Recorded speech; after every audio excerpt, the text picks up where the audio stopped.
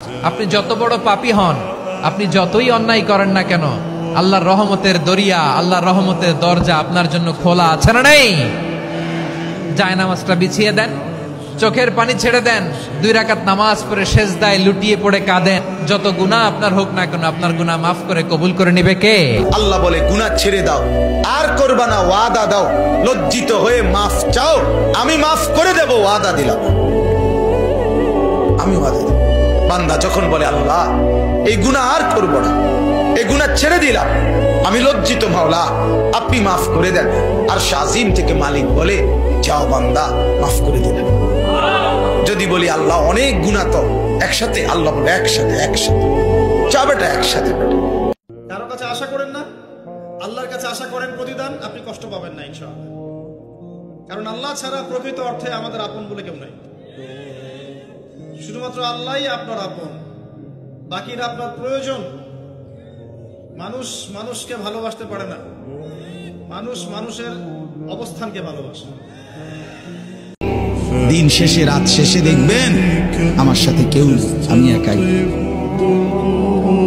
আমি একাই। একদিন কবর আমারে সব সম্পর্ক ছিন্ন করে দিবে, একদিন মৃত্যু আমাকে সব ভুলায় দিবে, সব ভুলায় দিবে। দেখবেন জানাজার নামাজেও মনে করেন 10:30 বাজে জানাজার টাইম দিছে, 10:30 জানাজা, 10:34 বাজে গেছে, 30-40 বাজে গেছে। কিছু মানুষের এই পরিমাণ অস্থিরতা, এই মিয়া টাইম টেবিল ঠিক রাখো না, কইলা 10:30টায় জানাজা, 10টা মিনিট ওভার হয়ে গেছে, কতক্ষণ খাড় করায় রাখবা? মানে উনি ব্যস্ত, ওনার এই 10 মিনিট সময় নাই। আল্লাহর কসম বন্ধু, এই মানুষটাও এরকম ব্যস্তই ছিল। যে মানুষটার জানাজা হচ্ছে এখন, যার লাশ এখানে শোয়ানো, তুমি কি জানো উম্মত, আমি 23টা বছর টানা তোর জন্য কেঁদেছিলাম উম্মত, আমি এমন কাঁদা কাঁদছি রে উম্মত তোদের জন্য। এশার নামাজের পরে দাঁড়াইছি, ফজরের আজান পর্যন্ত আমি আমার মালিকের কাছে তোদের জন্য, উম্মতের জন্য চোখের পানি ফেলে কাঁদছিলাম। আমার এত চোখের পানি তোর দিল গলাইতে পারলো না। আমি তায়েফের পাথরের আঘাতে আমার পিঠটা চালনির মতো ছিদ্র ছিদ্র হয়ে গেছে রক্তে। আমি বুকে পেটে 2টা পাথর বাঁধছি ক্ষুধার। আল্লাহ বলে বান্দা তুই আগা বেটা, আমি 90 বছরের গুনাহ একত্রে মাফ করে দেব, তুই আগিয়ে না।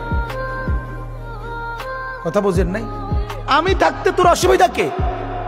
আমি গোটা জগৎকে বলবো না, আমি একাই তোকে মাফ করে দেব। গাফারতু লাকা ওয়ালা উবালি, আরে কোনো পরোয়া নাই আমার, আমি মাফ করে দেব। গভীর রাতে আইসো বান্দা, চোখের এক ফোঁটা পানি দিও আমারে, আমি পুরা ধুয়ে মুছে সাফ করে দেব। এক ফোঁটা পানি দিয়েই 90 বছর মাফ করে দেব।